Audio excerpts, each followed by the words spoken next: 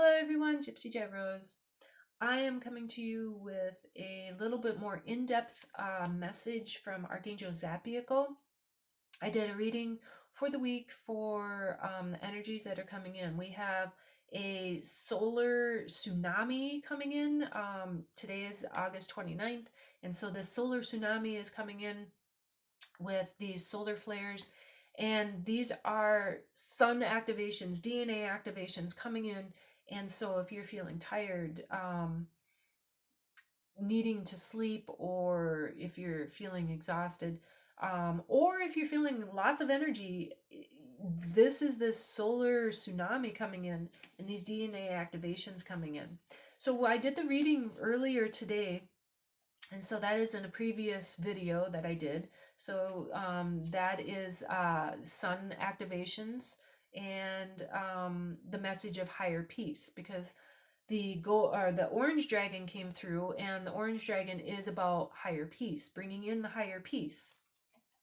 But I wanted to go into a little bit more in depth about Archangel Zaphkiel, because Archangel Zaphkiel came through, and Archangels of Atlantis, the Atlantean energies. So we need to understand how this new earth is going to come about, how we are forming our new earth, how we are bringing in these beautiful love energies. Archangels of Atlantis worked with a lot of the different high priestess, high scientists, and everything in Atlantis. In the golden age of Atlantis, the balance of the feminine and masculine energies was in balance. It was all about love. It was all about compassion. It was about being in harmony and peace with each other and with nature. And so when Atlantis fell, that was because the balance of the feminine and masculine energy started going out of whack. The greed started taking over, and then that shifted everything.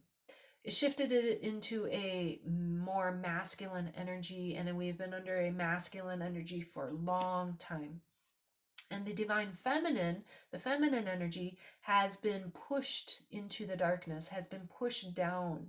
And so it is now the rising of this beautiful divine feminine energy, the rising of the feminine energy to bring in the love and the compassion, to bring this into balance again, to bring in the balance of the masculine and feminine energies again into this beautiful new earth, the new golden age, the golden age of Atlantis. We're bringing those energies in. But in order to bring the energies in, we have to be in the knowledge and the wisdom and the understanding of all of that. So Archangel Zaphkiel came through, and this is about compassion. So this is the Angels of Atlantis by Stewart Pearce. And so I want to bring forth Zaphkiel. And here Zaphkiel is sacred lovers, sacred lover. Great souls aspire to be enraptured by the all that is in love. Great souls aspire to be enraptured by the all that is in love, that beautiful love. And I'm talking about the love within your heart and soul, the love of the great divine spirit that comes down, the great spirit of the cosmos, the great spirit of the universe, that beautiful white light of love from great spirit God, from Jesus, that love and compassion that we bring forth and we shine it out to everyone. That is the beautiful love, the love that we share with each other, the love that flows through our heart and soul. So I want to start off with, there's a little poem in here that they have, and it is about the splendor, the idea, the bliss, the joy, the devotion of the divine. For it tumbles from the center of the love fire itself. The center, the love fire itself. The time has come to turn your heart into a temple of fire. Your essence is gold hidden in the dust to reveal its splendor. You need to burn in the fire of love. You are the cure hidden in the fire. Concealed in pain and sorrow is your compassion and love. You are not only in heaven, I see your footprints everywhere on earth. Rumi. The sacred orange carnelian love ray of this extraordinary angel rains upon us from somewhere utterly supreme. From the core of the love light circuitry of the source, it is drenched in the compassion, ecstasy, romance, and surrender of the cosmic order of the divine feminine frequency. It is transported by the phosphorescence of silver rain, which resonates from the electrical frequency of the soul. It is suffused with the very breath of God. This is the force of the great soul that was once reluctant before entering the body of clay millennia ago. This is the soul that was then enchanted by the ecstasy of the seraphic music and faced only one choice: to be embodied. To be embodied, that beautiful divine love. We all hold that essence in us. The essence of God, the essence of Jesus, the essence of Great Spirit, the essence of that divine love flows through us, flows through our heart. Archangel Zaphkiel is here to bring in that love, to bring in that compassion. And we need that in this world. This world is in need of love and compassion.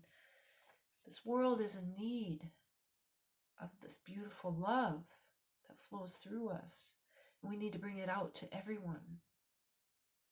If we open our hearts and fully yield to these moments of divine passion, we may be amazed by what flows through us, for within these moments lies a sacred pact, rich with the potential for blissful love, beauty, tenderness, creativity, and grace. All we need to do is yield to the impulse of the love freedom rather than holding back from the dance of life in the fear that we will lose the object of our desire. Fear of losing our rapport with God? What could be more strange? The fear of losing our love with God, Great Spirit. If we lose our love with God and our trust with God and Great Spirit, what has driven us to that? What has driven us to the point where we would lose and have no more trust in God and Great Spirit?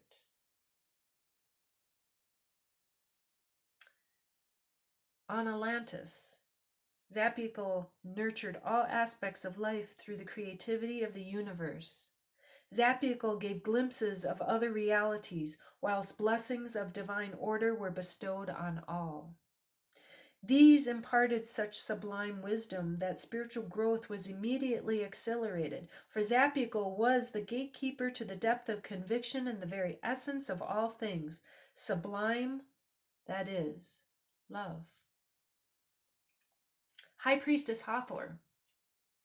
The glorious existence of this richly loved angel was fostered by the High Priestess Hathor, who, as a sensual lover priestess, dedicated her existence to evoke life through the sublime passion of earth existence. Her worshipping form was closely linked with the pleasure and creativity of beauty, bliss, sacred love, fertility, and personal destiny. Indeed, one of Hathor's principal roles was to define the destiny of an individual, determining the life path or spiritual lesson that lay ahead. The rite of soul contract was dispensed through Hathor, through the priests and priestess who served her as sacred vessels of her teaching. These anointed ones were her dedicated sentinels and played specific roles in the unfolding of each aspect of sacred love. The temple of the sacred lovers was decorated with carnelian, ruby, lapis lazuli, larimar, pink quartz, and diamonds. Within the love-filled atmosphere of the temple, significant festivals were conducted around the sun and Venus. The latter is the sacred planet of the lovers and, in most of the Earth's cultures, is considered to be the sister planet to the Earth. After the moon, Venus is the most brightly shining natural object in the night sky. Venus's bounty brought the secrets of love-filled bliss into the lives of the Atlanteans. Zaphkiel governed the second chakra, which is linked with the definition of personal identity and the development of the I am presence. This orange-colored chakra defines the nature and quality of our relationships with all beings as with organic earth life. During the end times of Atlantis, Hathor took the communion of the sacred lovers to Egypt and the Mediterranean, giving rise to the many temples associated with Hathor's existence. One of the great temples at Dendaria stands today in memory of her divine impulse, creativity, and passion. Hathor personified the principles of love as the priestess of beauty, pleasure, nature, music, motherhood, and joy, and was considered one of the most important deities throughout the history of ancient Egypt, for, in truth, she was the personification of nature. The personification of nature. In faith of this, Hathor was commonly depicted as a human-headed woman with horns, cow ears, and heavy tresses. On her head of horns was set a sun disk accompanied by the uraeus, linking the temporal sovereignty of the individual plane with a spiritual mission. Later in Greece, Hathor was aligned with Aphrodite, and in Rome, Venus, the goddess of beauty, love, and sexuality. So the beautiful love. Feeling is the language of the soul, and therefore being open to the cascading presence of love is to be caressed by God's eternal love. All we need to do is surrender, and the moment we surrender is not when life is over, but literally when life begins. This sacred love means we begin to co-create with God, and the Atlanteans believe that. When they surrender to God, they surrender to something bigger than themselves. They surrender to a universe that knows what it is doing. The sacred lovers' communion on Atlantis espoused these values fostered by Hathor. To always burn in the power of love, allowing love to unfold each moment full of passion. To take this passion and open a pathway of pleasure and play that are then in turn dedicated to the divine. That the life of the galaxy is richly teeming with the infinite creativity that may be venerated as sacred and blessed. That the moon and sun provide us with powerful evocations of how the male and female principles are balanced and then equalized by the love power of Venus.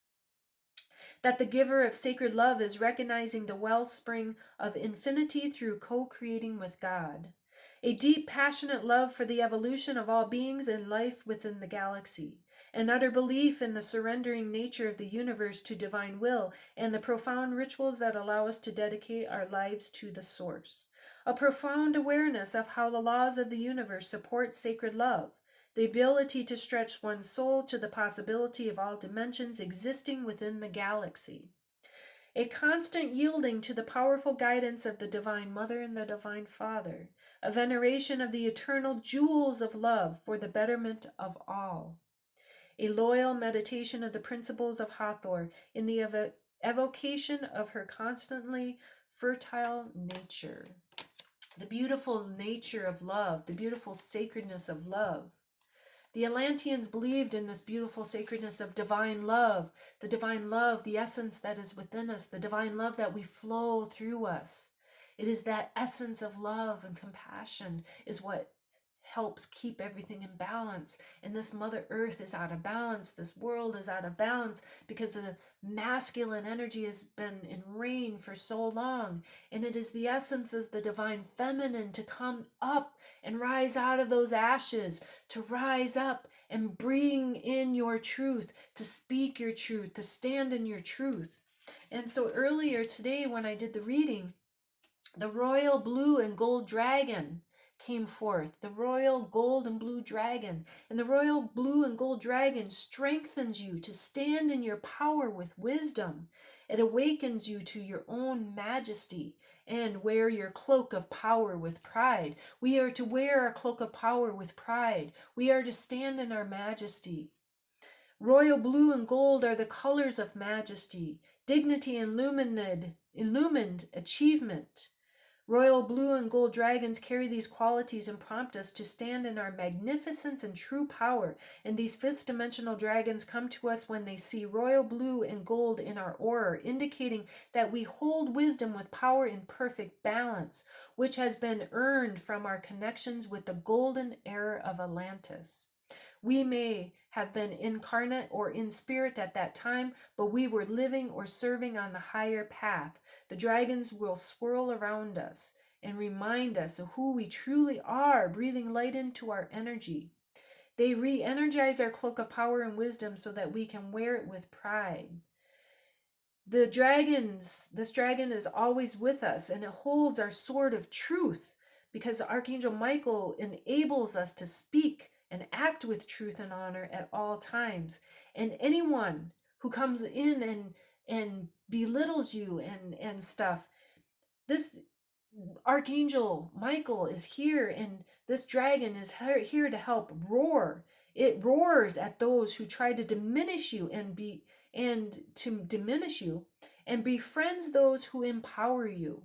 You have all the support you need to teach Divine Majesty to be an example. The Divine Feminine, we are here to be in that beautiful majesty. We are here to bring forth our beautiful love and our compassion. We are here to bring forth that beautiful divine.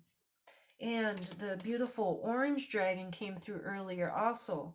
And so that brings our soul families and our communities together.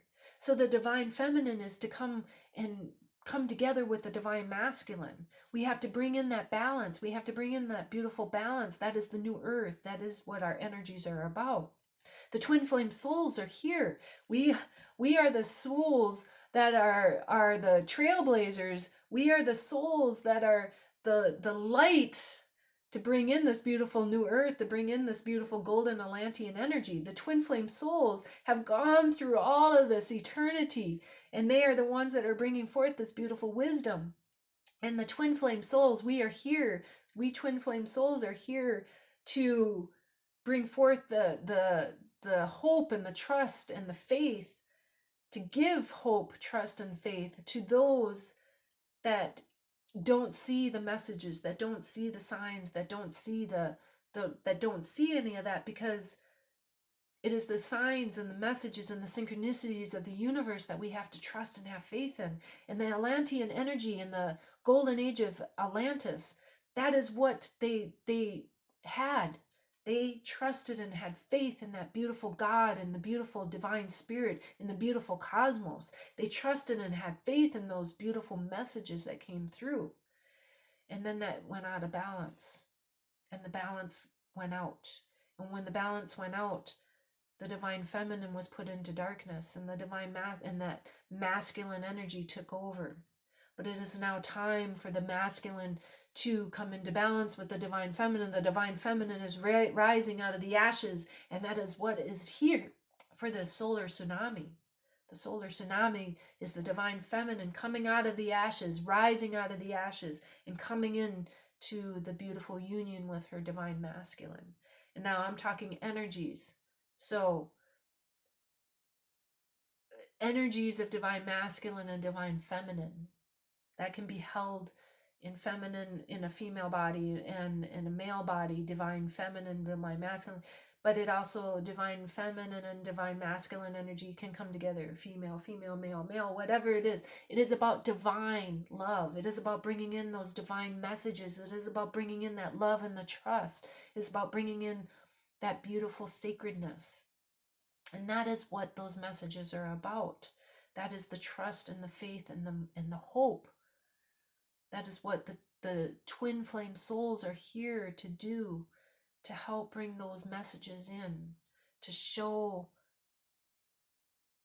the trust and the faith and the hope, to bring forth the knowing that even though you can't see it, you feel it. You feel it in your heart and soul. You feel it, and it's taking you on your path of where you have to go. Because in this world right now, that balance is out of balance. And the only thing that we can have faith and trust in is in our heart and our soul.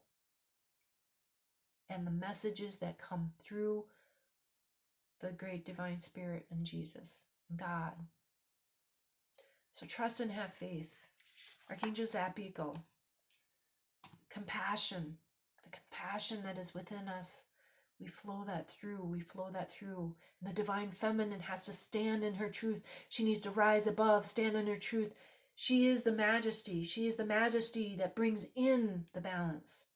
The divine feminine is the majesty of love and compassion, bringing in the balance of that with her divine masculine. So a little bit more in depth in knowledge and stuff. So have a beautiful week and have a beautiful evening, and we will bring forth more messages.